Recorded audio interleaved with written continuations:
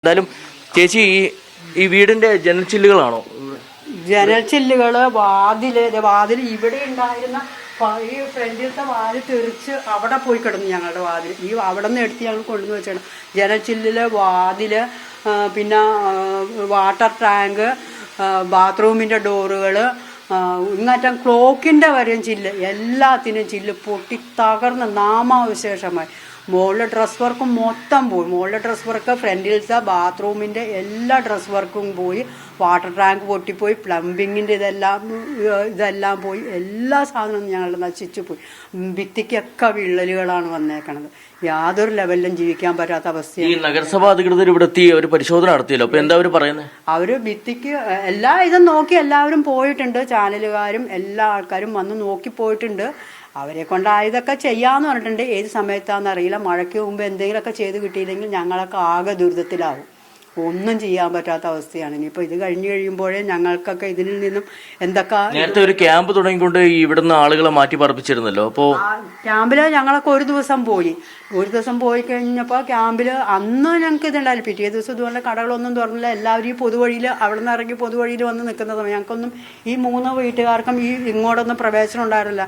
പിറ്റേ ചൊവ്വാഴ്ച വൈകുന്നേരം ഒരു 6 മണി 5:30 ഒക്കെ ആയിക്കഴിഞ്ഞപ്പോൾ ഹരിതകർമ്മ സേന അംഗങ്ങൾ വന്ന് ഒന്ന് ജസ്റ്റ് ഒന്ന് ഇതാക്കിയേച്ച് പോയി. അപ്പോഴൊക്കെ അവർക്ക് സമയം വൈകുന്നു പറഞ്ഞുകൊണ്ട് അവരൊക്കെ ഇട്ടേച്ച് പോകുകയില്ല. പിന്നെ ഞങ്ങൾ വീട്ടുകാർ തന്നെ ചെയ്തു. കയറി കിടക്കാൻ ഇടമില്ലാത്തതുകൊണ്ട് ഇതിൻ്റെ ഉള്ളിൽ തന്നെ വാതിലുമില്ല, ഒന്നുമില്ലാതെ ഞങ്ങൾ ഇവിടെ തന്നെ കയറി കിടക്കും. ഈ വാതിൽ തെറിച്ചു പോയല്ലേ ഉള്ളിൽ? ഈ ഫ്രണ്ടിലത്തെ വാതിൽ തെറിച്ചിട്ട് അവിടെ പോയി കിടന്നു. ഇവിടെയാണ് കിടന്നത്. ഇവിടെ വന്ന് കിടന്നു. ഇവിടുന്ന് ഞാനും ഭർത്താവും പിടിച്ചാണ് ആ വാതിൽ അങ്ങോട്ട് കൊണ്ടുവന്ന് വെച്ചത്. മൊത്തം അപ്പുറത്തെ പുറത്തേക്കുള്ള വാതിൽ ഒടിഞ്ഞ് തൂങ്ങി അതുമ്പോൾ തന്നെ കിടക്കുകയാണ്. ഇതായി കിടക്കുകയാണ്. എല്ലാം ഭിത്തികൾക്ക് എല്ലാത്തിനും വീഴ. ഞങ്ങൾ രണ്ടുപേരും പുറത്ത് നിൽക്കുമായിരുന്നു. ആ സമയത്താണ് ഈ സംഭവം ഉണ്ടായത്.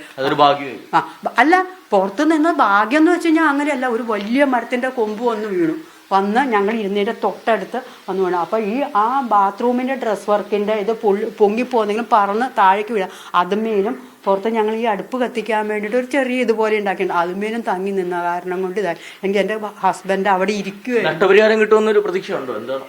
പ്രതീക്ഷയില്ലെങ്കിൽ ഞങ്ങളൊക്കെ എങ്ങനെ ജീവിക്കും? ഞങ്ങൾക്കൊക്കെ ഒരവസ്ഥയില്ല. എൻ്റെ ഭർത്താവ് 11 വർഷമായിട്ട് ജോലിക്ക് പോകാൻ പറ്റാത്ത അവസ്ഥയാണ്. പ്രഷർ, ഷുഗർ, കൊളസ്ട്രോൾ എല്ലാം ഉണ്ട്. പിന്നെ തോളലിന് തേയ്മാനാണ്. കൈ പൊക്കാൻ പറ്റില്ല. പുള്ളിക്ക് ചായടിയായിരുന്നു. ജോലി തൃപ്പൂണിത്തുറ താലൂക്ക് ഹോസ്പിറ്റലിൻ്റെ ഫ്രണ്ടിലത്തെ കടയെല്ലാം നിന്നിരുന്നു. ചായടിയാണ്. കൈ പൊക്കാതെ ചായ അടിക്കാൻ പറ്റില്ല. 11 വർഷമായി. ഞങ്ങൾക്ക് 2 പെൺകുട്ടികളാണ്. ഞങ്ങൾക്ക് യാതൊരു ലെവലിലും ഏതെങ്കിലും ലെവലിലുള്ള ദുരിതാശ്വാസം ചെയ്ത് ഞങ്ങളുടെ വീടൊക്കെ ശരിയാക്കി തന്നെങ്കിൽ ഞങ്ങൾക്ക് ആർക്കും ജീവിക്കാൻ ഒരു രക്ഷയില്ല. ഞങ്ങളൊക്കെ ഇവിടെ പോവാൻ അതാണ് ഏറ്റവും പ്രധാനപ്പെട്ട കാര്യം. അതായത് ഇവിടെ ഈ ചൂരക്കാട് നിവാസികൾ എന്ന് പറയുമ്പോൾ ഭൂരിഭാഗം ആളുകളും സാമ്പത്തിക ശേഷിയുള്ള ആളുകളല്ല. അവർ ദൈനംദിന കാര്യങ്ങളിൽ, അതായത് തുച്ഛമായ വരുമാനം കൊണ്ടൊക്കെ വീട് പണിയുകയും ചെയ്തിരുന്നതാണ്. നമ്മൾ നേരത്തെ ദൃശ്യങ്ങൾ കണ്ടിരുന്നതാണ്. നമ്മൾ തൊട്ട് സമീപത്തുള്ള ആന്റണി ചേട്ടന്റെ ആ ദൃശ്യം അത് കഴിഞ്ഞ ബുള്ളറ്റിൽ നമ്മൾ പങ്കുവച്ചിരുന്നതാണ്. അതിൽ പ്രധാനമായും അദ്ദേഹം 13 വർഷം മുമ്പാണ്, അദ്ദേഹം ഒരു ഓട്ടോക്കാരനാണ്, ഓട്ടോ ഓടിക്കുന്ന തൊഴിലാളിയാണ്. അദ്ദേഹം 13 വർഷം മുമ്പ് പണിത വീടാണ്. ആ വീടാണ് പൂർണ്ണമായും തകർന്നിരുന്നത്. ഇതിന് പുറമെയാണ് മറ്റ് 300-ലധികം വീടുകൾക്കും കേടുപാടുകൾ സംഭവിച്ചിരിക്കുന്നത്. മറ്റൊരു വീടാണ് നമ്മൾ കാണുന്നത്. ഇതൊരു 10 വർഷം മുമ്പ് പണിയെടുപ്പിച്ച വീടാണ്. ഇതിന്റെ മുകളിലത്തെ ഓടുകളെല്ലാം തന്നെ തകർന്നിരിക്കുന്നു എന്നുള്ളതാണ് ഏറ്റവും പ്രധാനമായും മാറുന്നത്.